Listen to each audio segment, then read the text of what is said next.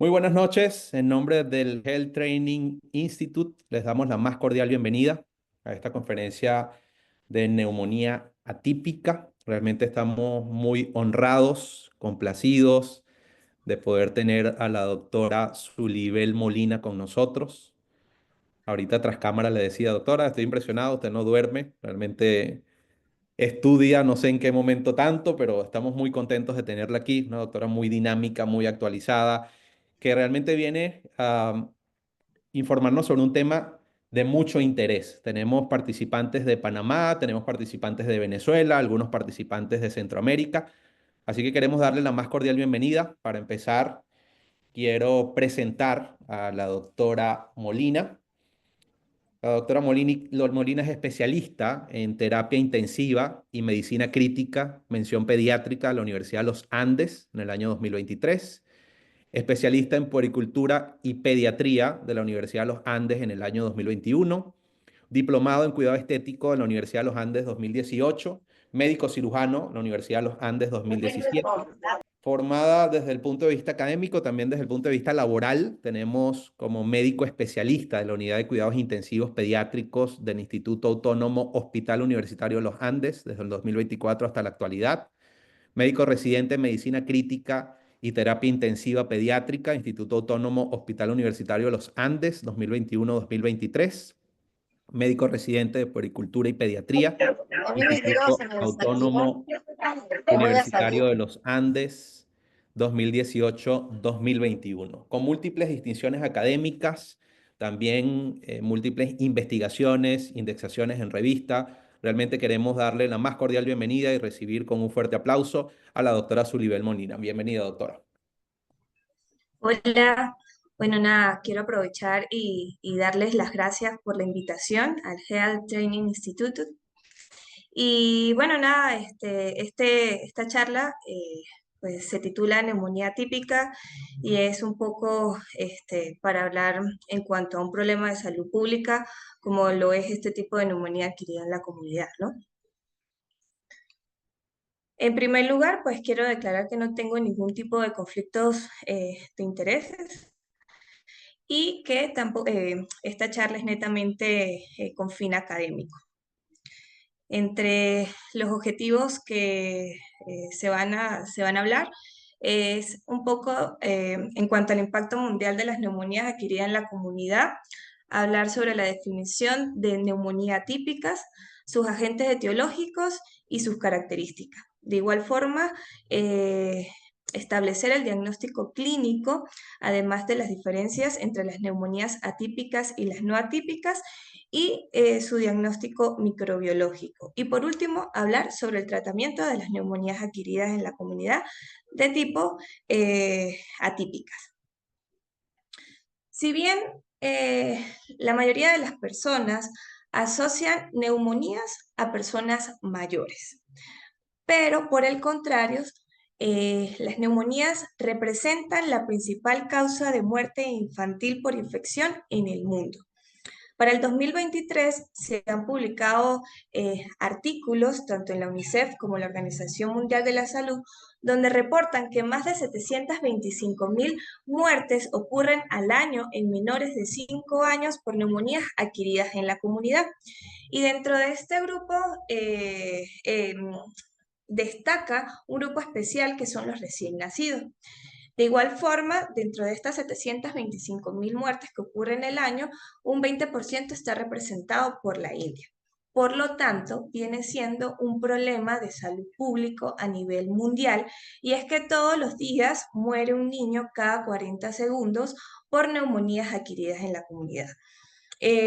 Neumonías que además y muertes que son evitables, y es que no todos los pacientes tienen hasta el momento acceso a los servicios de salud, ni tampoco reciben el tratamiento adecuado. En pediatría, el diagnóstico etiológico es todo un desafío, y sobre todo por lo difícil que es recolectar las muestras respiratorias en estos pacientes en comparación al adulto. Además de esto, el bajo rendimiento de los hemocultivos, el que las pruebas, las muestras de esputos están mal tomadas y la resistencia también a la realización de lavados pulmonares y broncoalveolar. Es por ello que estudios publican que no se identifica un patógeno causante en aproximadamente de 25 a 50% de los casos con neumonías adquiridas en la comunidad.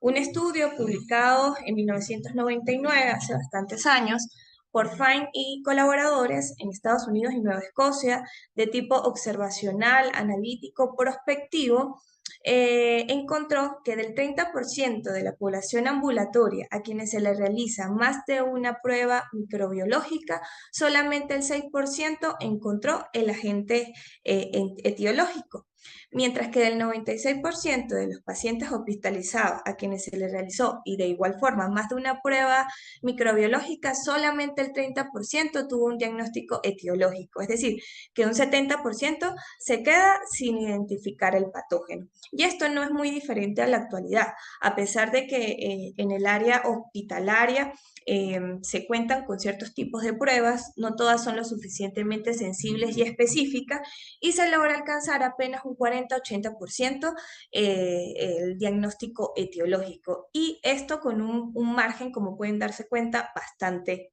amplio.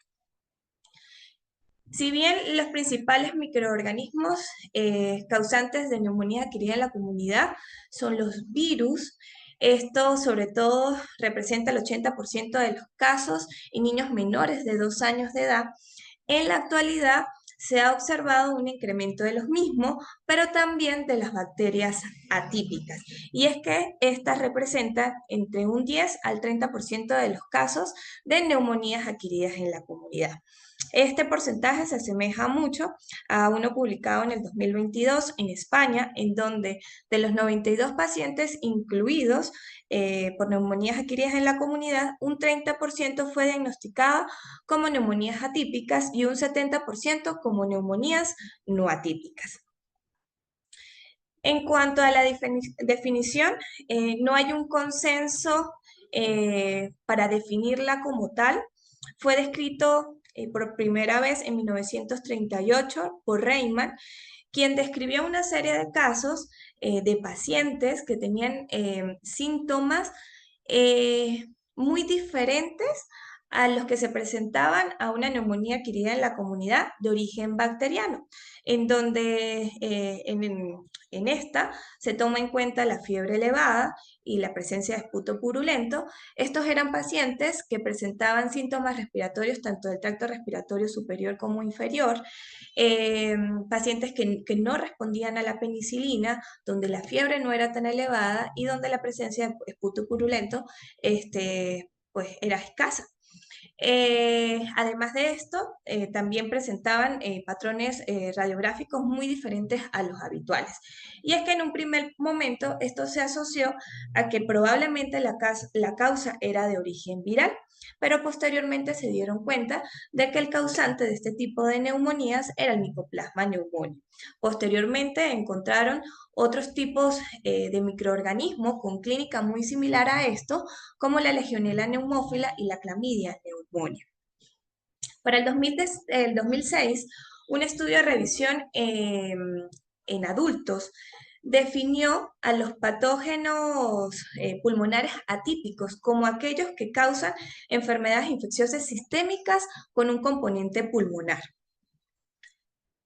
Para el 2009, en pacientes pediátricos con neumonías adquiridas en la comunidad, un estudio publicado en la India, hace referencia a que las neumonías atípicas, su importancia no está relacionada con su frecuencia, sino por su dificultad de diagnóstico y su falta de respuesta al tratamiento con betalactámicos recomendados. Para el 2013, en Colombia, se define como neumopatías atípicas aquellas neumonías que no siguen un curso clínico radiológico habitual para diferenciarlas de las que son producidas por los agentes bacterianos clásicos. Pero para el 2014 ya se refieren al término de neumonía típica como un término impreciso y posiblemente obsoleto. Y ya vamos a ver por qué se define esto como impreciso, ¿no? O sea, para clasificar la neumonía típica y sus agentes etiológicos, estas se pueden clasificar como las que son transmitidas zoonóticamente, como las que no son transmitidas zoonóticamente. Y este último grupo eh, son la principal causa de las neumonías atípicas, donde lleva la batuta el Mycoplasma pneumoniae en primer lugar, seguido de Clamidia pneumoniae y por último Legionella pneumófilas. Y dentro de las que son transmitidas zoonóticamente está la Clamidófila cystacis y la Coxiella burnetis. Si bien la mayoría de los estudios van dirigidos tanto a Mycoplasma pneumoniae, que es la principal causa de neumonía típica, y Clamidia pneumoniae y Legionella, eh, se describe muy poco en el paciente pediátrico. Este estudio, publicado en el 2024, es una revisión sistemática y un metaanálisis que reporta que el Mycoplasma pneumoniae es responsable entre el 10 al 40% de las neumonías adquiridas en la comunidad y que ésta puede alcanzar hasta un 20 al 70% en situaciones de pandemia. Esto exhibiendo la tasa de detección más alta entre los patógenos atípicos en niños chinos de 5 a 7 años. Esta edad la reportan también en otro estudio publicado en el 2022 en España por Semeliet, en donde en efecto consiguen que el Mycoplasma pneumoniae está presente en mayor porcentaje en los mayores de 5 años de edad, pero también consiguen Mycoplasma pneumoniae en menores de 2 años con un porcentaje del 26%, y que la edad media en meses fue significativamente mayor en las atípicas que en las no atípicas, con un valor estadísticamente significativo.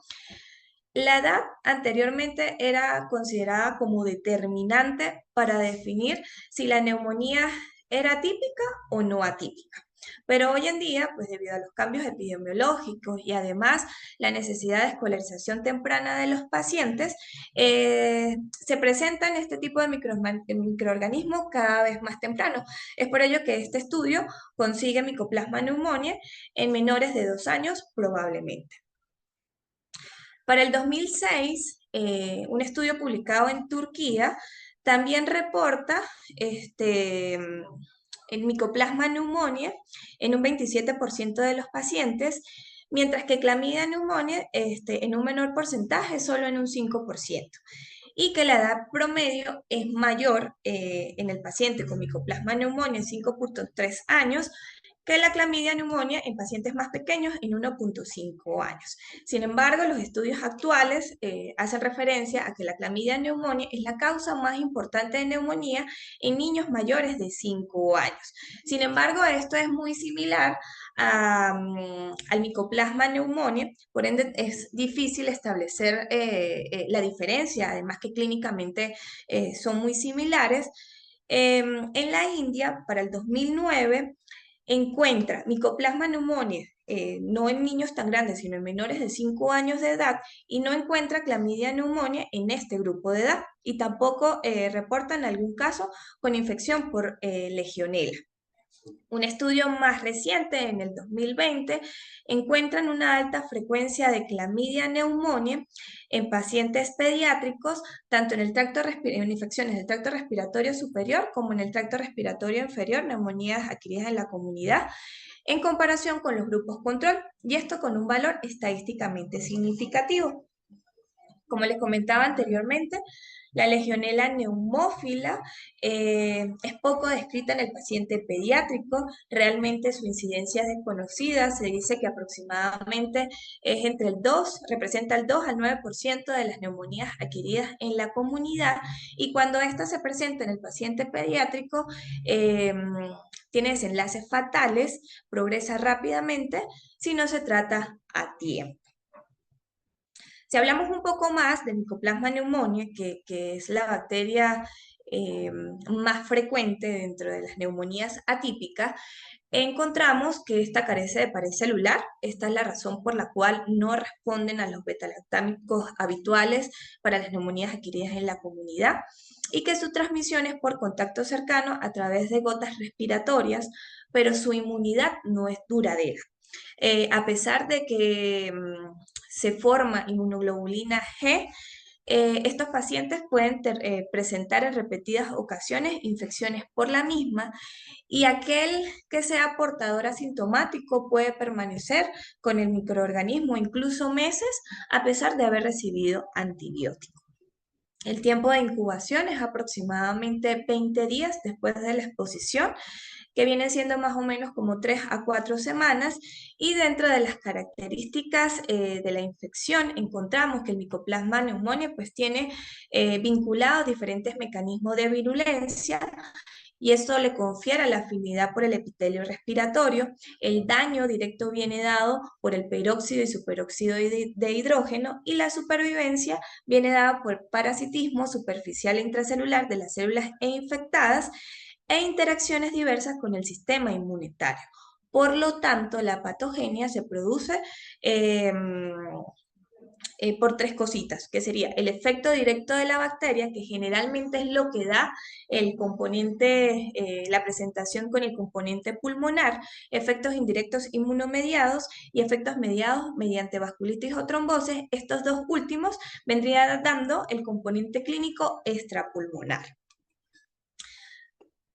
Ahora, si hablamos en cuanto a al diagnóstico clínico, esto constituye todo un reto y todo un desafío, porque es bastante difícil diferenciar incluso las neumonías atípicas de las no atípicas y diferenciar dentro de este grupo a ellas mismas, por ejemplo, un Mycoplasma pneumoniae de un Chlamydia pneumoniae.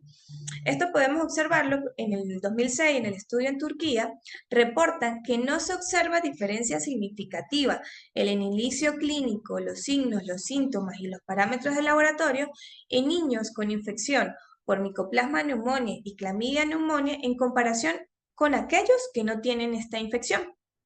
Anteriormente, se tomaba en cuenta una clínica y un patrón radiológico para este tipo de neumonía.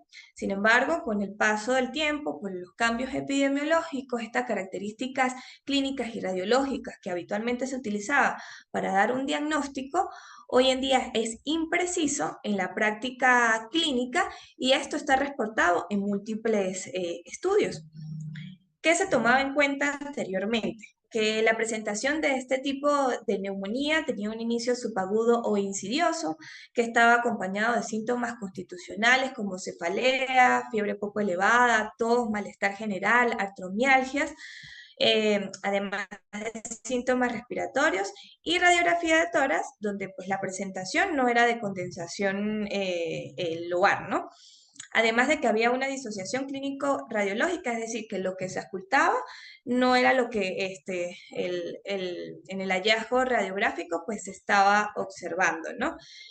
Pero hoy en día mm, sabemos, por los estudios reportados, que no hay una característica clínica específica de un tipo de neumonía, por ejemplo, neumonía típica, que de las neumonías no atípicas.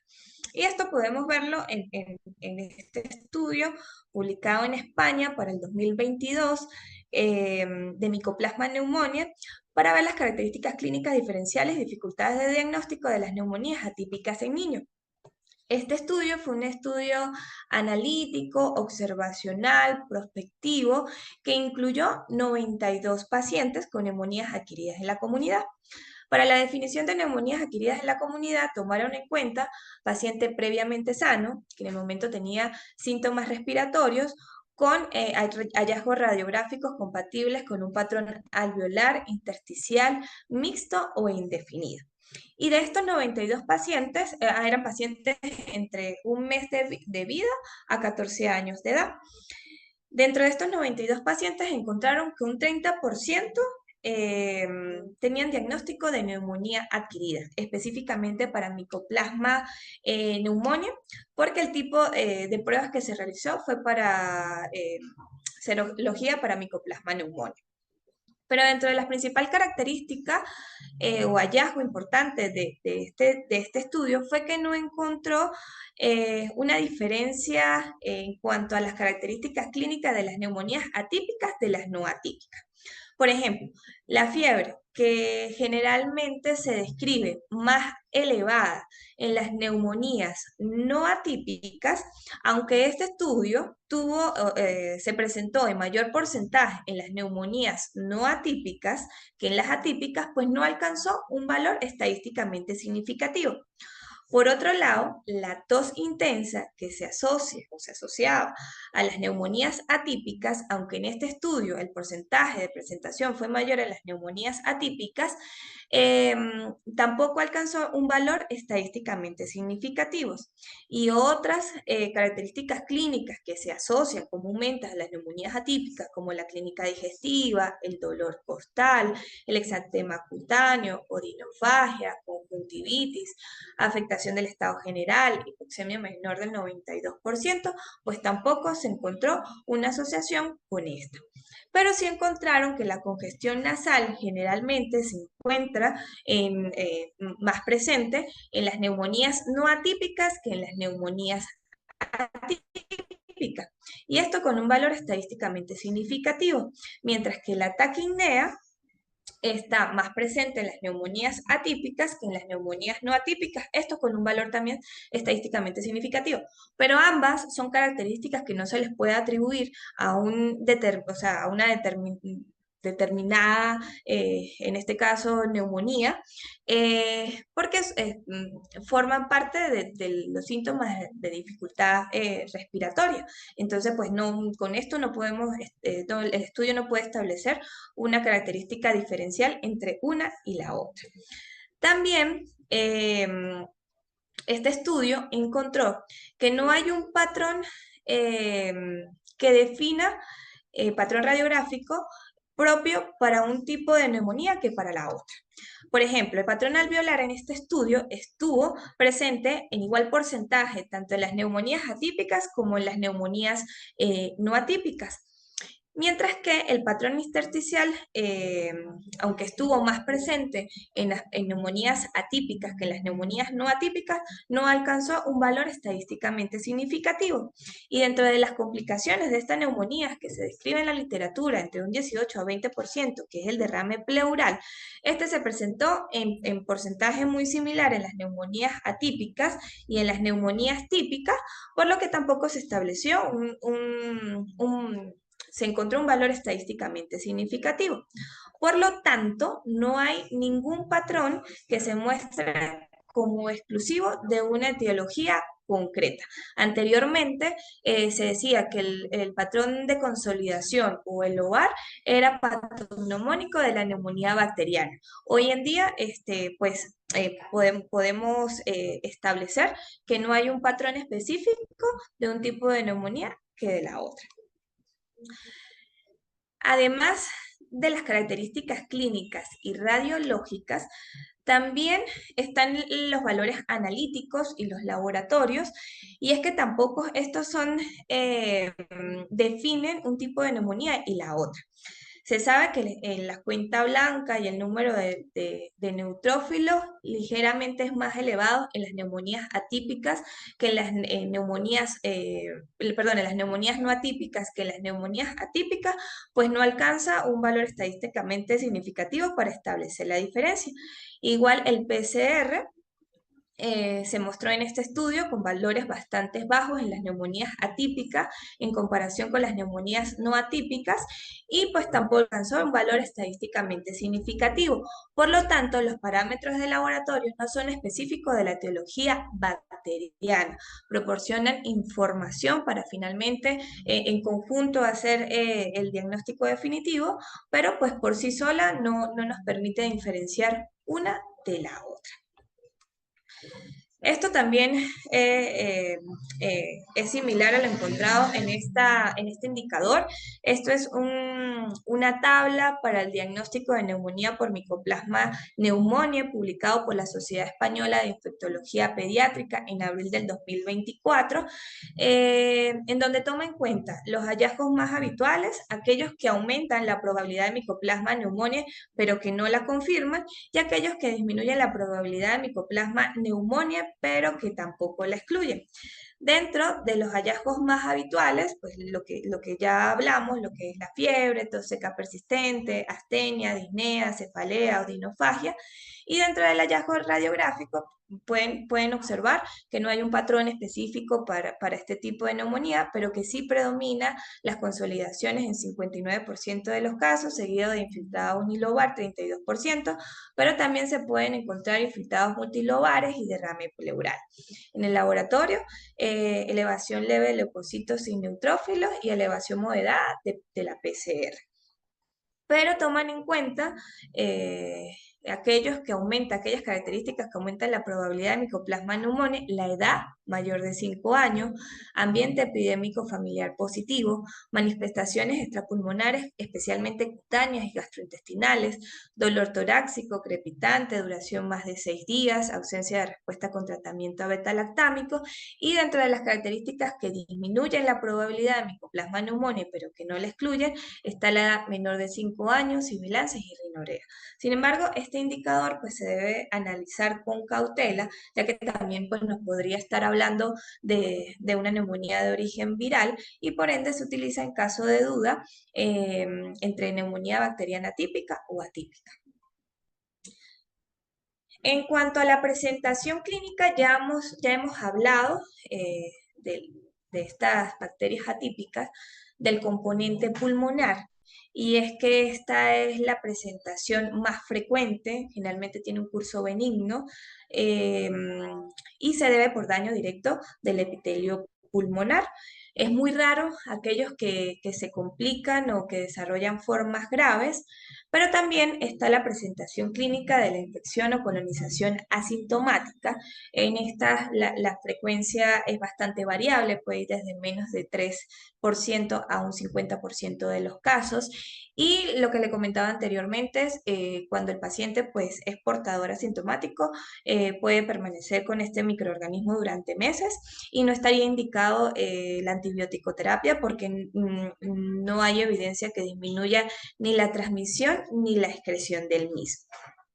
Pero dentro de la presentación sintomática, además del componente pulmonar, también están aquellas con compromiso extrapulmonar y probablemente estas se deban a una respuesta indirecta de inmunomediada, además como consecuencia de la vasculitis y de la trombosis.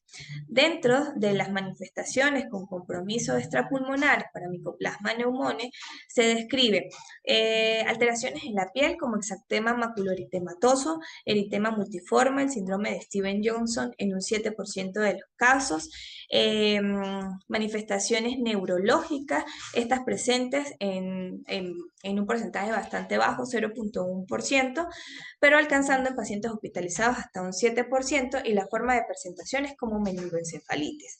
Manifestaciones cardíacas en un 4,5% de los casos, como pericarditis y miocarditis, arritmias, falla cardíaca congestiva y dolor de pecho. Y dentro de las alteraciones musculoesqueléticas están las mialgias, las artralgias en un 15-45% de los casos, pero también se puede describir anemia hemolítica, púrpura trombocitopénica, disfunción hepática, ictericia y nefritis. Este es un estudio publicado en el 2021 en donde encuentran riesgo de asma en pacientes pediátricos con infección de Mycoplasma pneumoniae.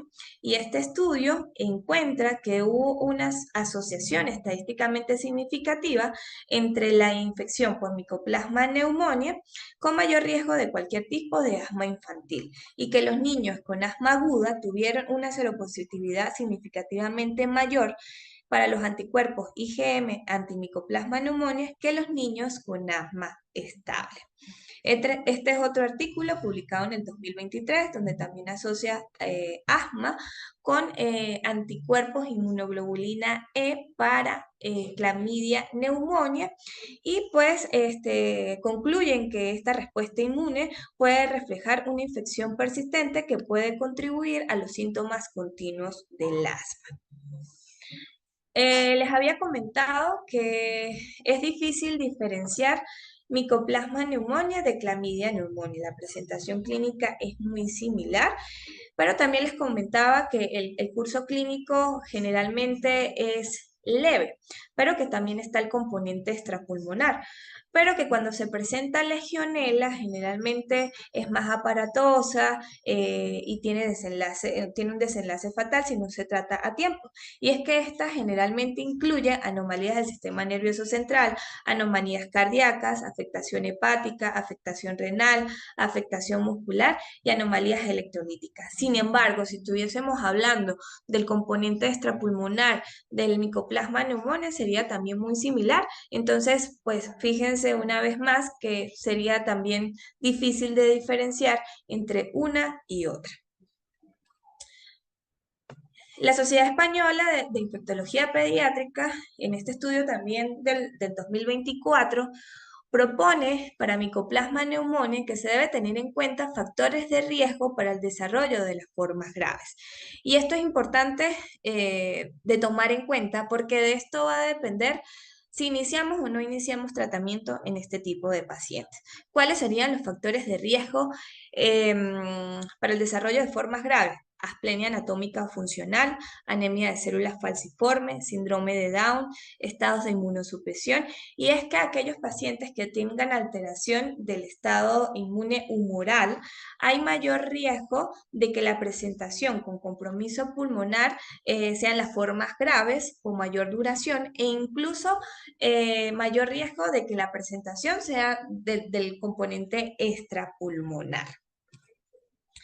Entonces, para la confirmación de este tipo de neumonía, sería la alta sospecha clínica de la misma, además de la detección directa de estas bacterias atípicas.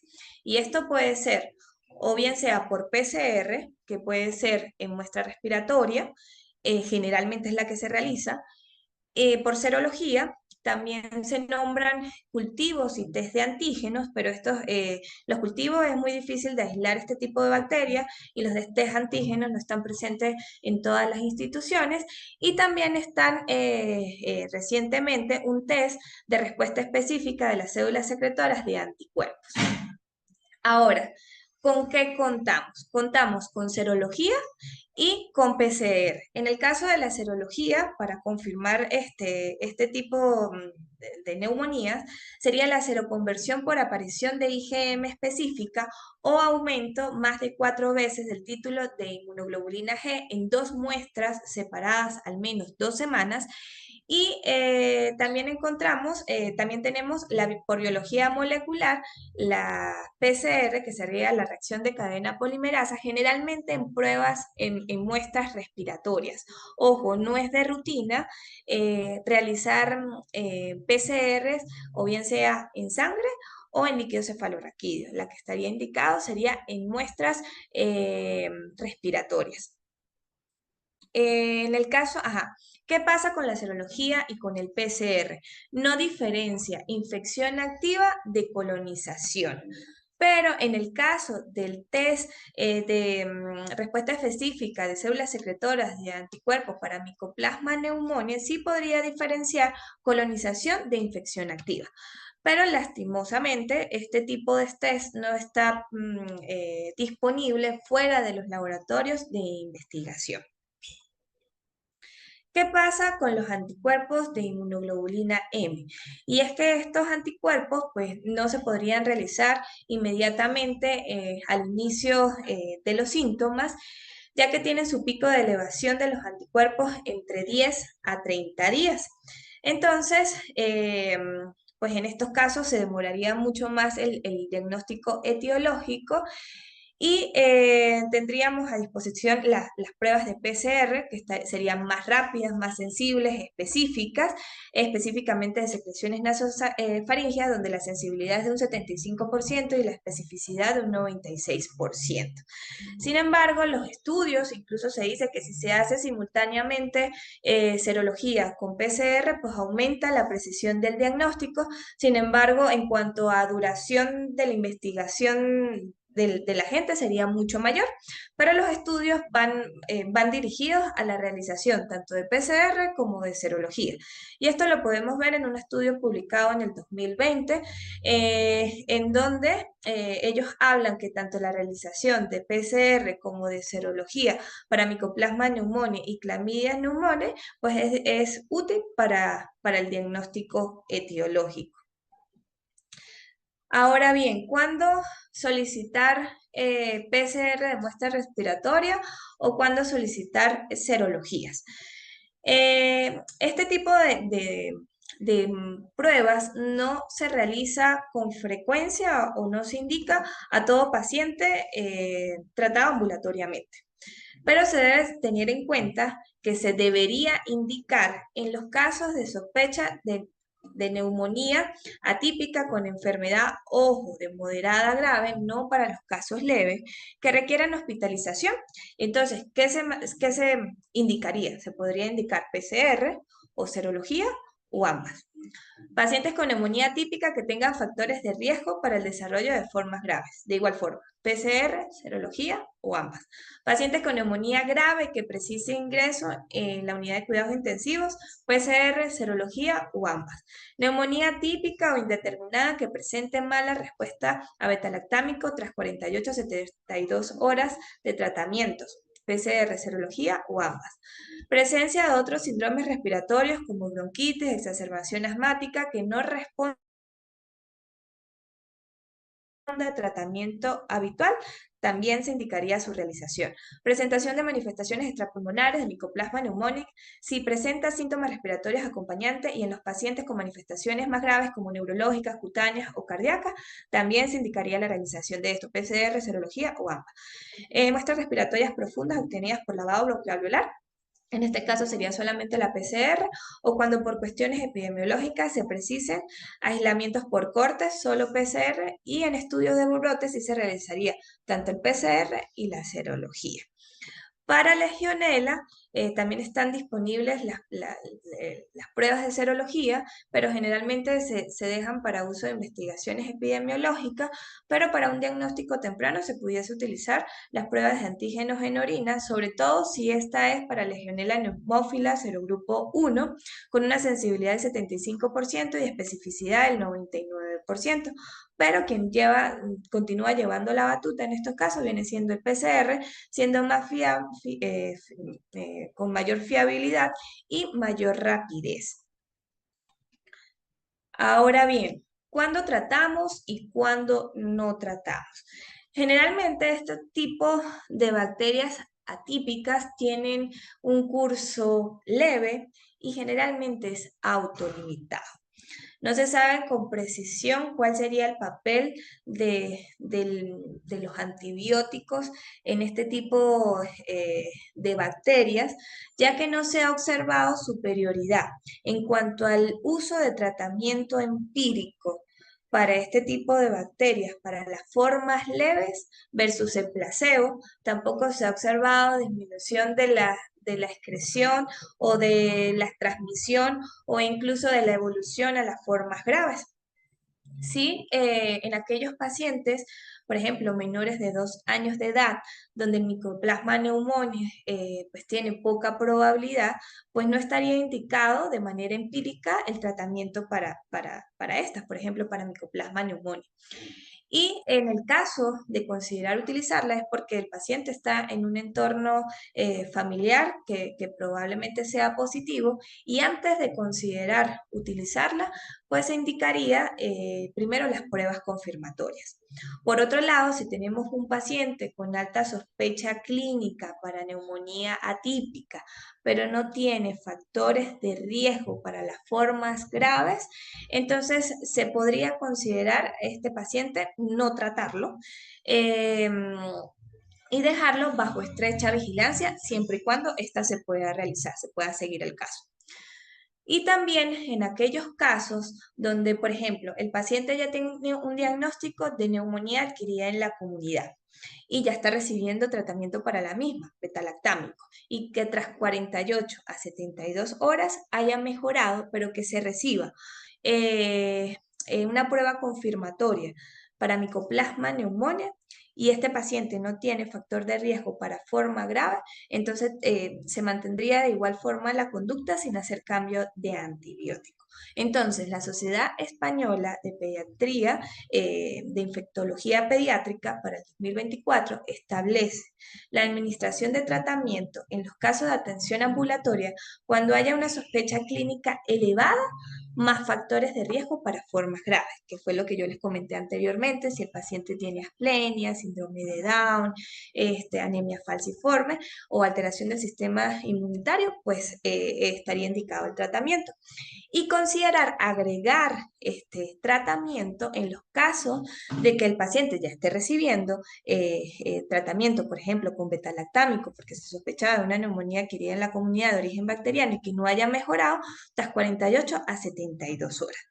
Y se consideraría el tratamiento, iniciar tratamiento en la atención hospitalaria cuando la infección es confirmada, pero también haya factores de riesgo o aquellos con infección respiratoria o formas extrapulmonares moderadas a graves, es decir, aquellos pacientes que requieran soporte ventilatorio, que haya manifestaciones cardíacas, alteraciones del sistema nervioso central. ¿Cuál sería el tratamiento? Y en el caso de los niños, el tratamiento sería con macrólido, y esto porque son los más seguros en niños, pero también podría utilizarse tetraciclinas y quinolonas. Entonces, ¿cuál es el tratamiento de elección? Dentro de los macrólidos, el de primera elección sería la claritromicina. Esto en dosis de 15 miligramos por kilo día, en dos dosis con duración de 5 a 7 días. ¿Cuándo saber cuándo es 5 o cuándo es 7 días? Si tras el inicio o la administración de este antibiótico, pasada 48 a 72 horas, se observa una mejoría, entonces con 5 días de tratamiento sería suficiente. ¿Por qué la claritromicina de primera elección? Y esto es según los programas en España de optimización del uso de antibióticos, y es que al tener una vida media más corta, pues reduce la exposición del huésped al antibiótico y por ende el menor riesgo de resistencia bacteriana. En segundo lugar, el otro macrólido que se utilizaría sería la citromicina, esto con dosis de 10 miligramos por kilo, máximo 500 miligramos durante 3 días. En este caso, la Sociedad Española no toma en cuenta la citromicina de primera elección por su vida media más larga y pues con mayor riesgo de presentar resistencia. Y como fármacos de segunda elección, y esto en los casos de que haya resistencia a los macrólidos o que haya presentación de formas graves de este tipo de neumonías con componentes extrapulmonares, alteración del sistema nervioso central, manifestaciones cardíacas, estaría indicado la doxiciclina o la levofloxacina. En el caso de este último, levofloxacina, específicamente si hay resistencia a los macrólidos y a la doxiciclina. Incluso se dice que la doxiciclina, cuando hay manifestaciones del sistema nervioso central, sería la recomendada porque tiene mejores concentraciones a nivel del sistema nervioso central. Entonces, como podemos ver, también es controvertido el uso o no de macrólidos, cuándo dar tratamiento o cuándo no, cuándo esperamos, cuándo observamos. Y esto lo podemos observar en este estudio publicado en el 2017, en donde refleja la efectividad de los betalactámicos como monoterapia versus la combinación con macrólidos en pacientes hospitalizados con neumonías adquiridas en la comunidad en la población pediátrica. Y estos concluyen, este estudio, que la terapia empírica con un macrólido en combinación con un betalactámico no confirió ningún beneficio sobre la monoterapia con betalactámico. Entonces, cuando agregamos o cuando no. Y es que podemos considerar los macrólidos a través del árbol de decisión de Fisher para Mycoplasma pneumoniae de alto riesgo en neumonías adquiridas en la comunidad, en la que toma en cuenta la edad mayor de 3 años de edad, fiebre que dura más de 2 días después del inicio de los antibióticos de primera línea, entonces agregar el macrólido. Esto es un estudio publicado en el 2020 que habla sobre Mycoplasma pneumoniae grave con resistencia a los macrólidos, y ellos consiguen que este tipo de resistencia a los macrólidos de Mycoplasma pneumoniae puede responder a los corticosteroides sin requerir un cambio de antibiótico. Por otro lado, concluyen que la terapia empírica con macrólido en niños con neumonías adquiridas en la comunidad leve a moderada, particularmente durante los periodos sin epidemia de Mycoplasma pneumoniae, no puede no proporcionar ningún beneficio, es decir, el agregarle un macrólido a la monoterapia, porque aumenta el riesgo de resistencia a los macrólidos en el Mycoplasma pneumoniae. Entonces, para concluir, podemos observar que este tipo de neumonía en la actualidad continúa siendo infradiagnosticada y que los patrones clínicos y radiológicos clásicamente descritos no siempre permiten el diagnóstico más exacto en pediatría y que es necesario hacer las pruebas confirmatorias para poder establecer pues, si pertenece a cuál grupo de las neumonías pertenece. Los avances de las técnicas de diagnóstico microbiológico y de biología molecular han permitido mejorar la descripción del cuadro clínico, en este caso, pues, el utilizar hoy en día las pruebas con PCR, y es esencial determinar la etiología de la neumonía adquirida en la comunidad para la elección del tratamiento y optimizar el uso, la eficacia y evitar efectos adversos de los mismos.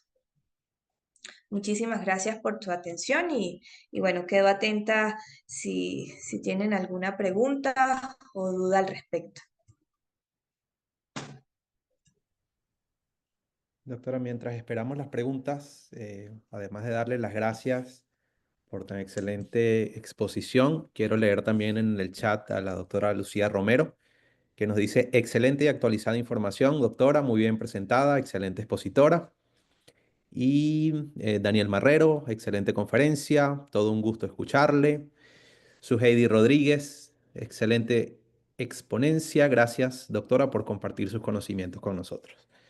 Queremos dar unos minutos para que ustedes, por favor, puedan preguntarle a la doctora Molina acerca de este tema.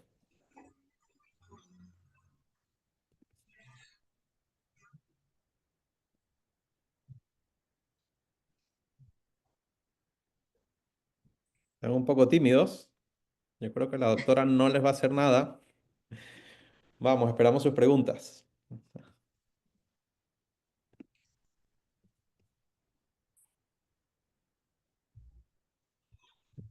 Si no tenemos ninguna pregunta, quiero aprovechar este espacio y esta oportunidad para saludar al doctor Adler Fuenmayor, nuestro director del Departamento de Pediatría y coordinador del Diplomado de Fluidoterapia Parenteral en Niños.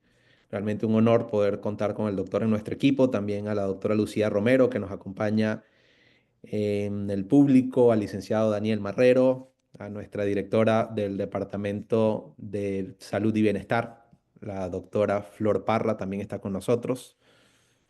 Aquí tenemos preguntas por chat. Es una buena herramienta. También pueden hacerlas por chat. Excelente conferencia. Vamos a ver. Doctora, muchas gracias por compartir sus conocimientos. Creo que aquí. Gracias, gracias. Ok, aquí hay una pregunta, doctora, creo. Alguien dice, soy paramédico y siempre trato de aprender de los mejores. Gracias, doctora, por su preciado conocimiento. Muchos agradecimientos. Aprovecho la oportunidad también que tenemos público de Venezuela. Ok, aquí tenemos al doctor Fuenmayor. De acuerdo a lo expuesto, no hay diferencia clínica ni radiológica entre atípica y típica, de modo que podemos definir neumonía atípica simplemente como aquella causada, perdón, por este tipo de gérmenes. Sí, bueno, o sea, como lo comentaba, es muy difícil hacer la definición de este tipo de neumonía porque, pues, como se pueden dar cuenta, no responde a una clínica eh, eh, igual a lo que generalmente conseguimos en neumonía adquirida en la comunidad. Entonces, sí, son propias de este tipo de gérmenes, pero y aún así, ¿por qué no? Como yo comentaba, cuando uno hace el diagnóstico diferencial, hasta pudiésemos estar hablando no de bacterias atípicas, sino de virus. Entonces, La confirmación simplemente viene siendo el realizar las pruebas microbiológicas confirmatorias, porque también, aunque estemos hablando de virus, podrían dar una clínica similar. Entonces no podríamos decir, bueno, este tipo solamente es para las atípicas, no, porque también pudiésemos estar hablando de los virus, pero lo confirmatorio va a ser hacer las pruebas microbiológicas pertinentes, pues. Pero lo importante es que hay un componente que no solamente es el componente pulmonar, ¿no? También hay que sospecharlo en aquellos casos donde la manifestación clínica tenga un componente extrapulmonar. Entonces ahí hay alta sospecha y deberíamos pensar en este tipo de bacterias, ¿no? Ahora sí despertaron, doctora. Tenemos varias preguntas.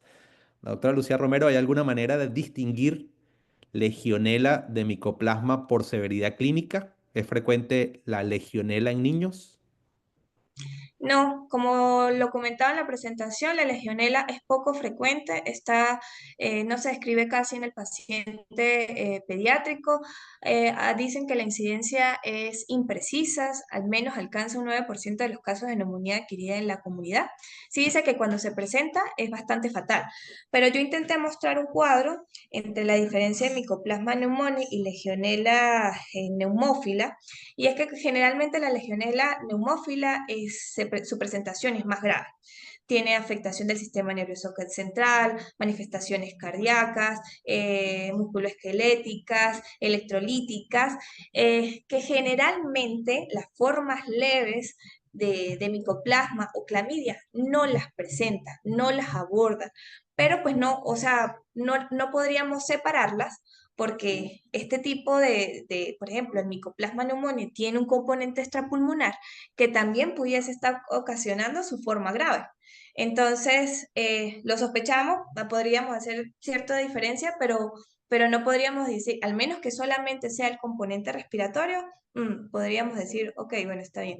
Pero si es un componente, pero podría tratarse de un componente extrapulmonar, entonces también se hace difícil solamente por clínica hacer la diferencia entre una y otra.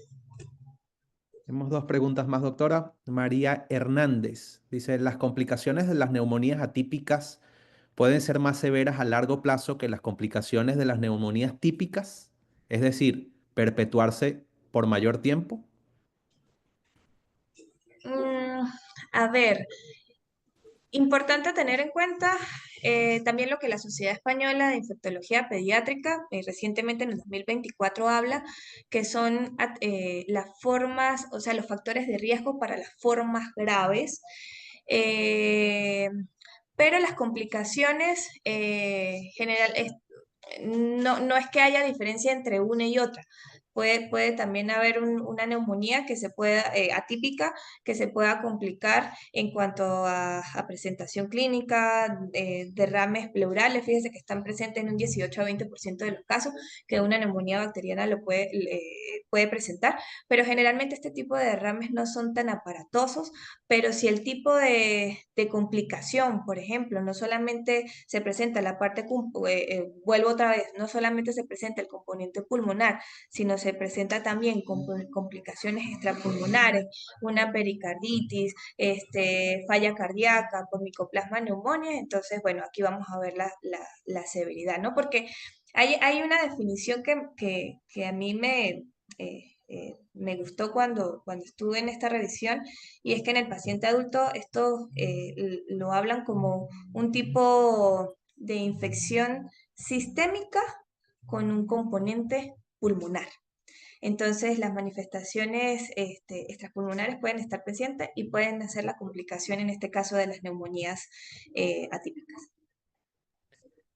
Finalmente tenemos la pregunta de Suheidi Rodríguez. ¿Puede haber un cruce entre virus y bacterias? Pues sí, ¿por qué no? O sea, recordar que muchas veces no solamente estamos hablando de la presentación de las bacterias y de los virus de forma aislada, sino que también estas se pueden presentar en coinfección. Y pues en este caso, obviamente, la presentación clínica pudiese ser un poco más aparatosa, ¿no? pero sí, se pueden presentar virus y bacterias en coinfección. Gracias nuevamente, doctora Molina. Quiero aprovechar la oportunidad, como les comentaba, para darles una información importante acerca de un diplomado que vamos a estar organizando próximamente con fecha de inicio de 1 de abril. Este diplomado es el Diplomado de Avances y Controversias en la Fluidoterapia Parenteral y Manejo del Medio Interno en Pediatría. Realmente hay una situación bastante importante que todas las personas de la atención pediátrica deben conocer y justamente que, como nos decía muy bien el coordinador de este diplomado y nuestro director de departamento, una nueva evidencia que deben conocer los profesionales de atención pediátrica y que lamentablemente no se está manejando de la mejor forma el medio interno en pediatría, lo que está aumentando la morbilidad y la mortalidad de los pacientes pediátricos. En vista de esto, hemos decidido otorgar becas parciales para Venezuela de más de un 80%. Panamá tiene becas de entre 50 y 60%. Realmente tenemos mucho interés que no solamente participen, sino que también sean promotores de esta información. Bien, para Panamá hay 15 becas, para Venezuela hay 15 becas. Todos van a recibir a través de su correo electrónico información detallada de este diplomado. Va a tener el aval de la Facultad de Medicina de la Universidad de Panamá. 12 semanas de entrenamiento, de información, de evidencia, de actualidad en referencia a estos temas. Así que si desean más información, por favor pueden escribir a través del mismo correo electrónico donde van a recibir la información o también a través de los números celulares a los cuales se han estado comunicando. De parte del Health Training Institute, darles la más cordial bienvenida. Estamos seguros de que fue de gran provecho esta información. Le damos las gracias nuevamente, doctora Molina. Sabemos que en próximas oportunidades también nos va a poder acompañar.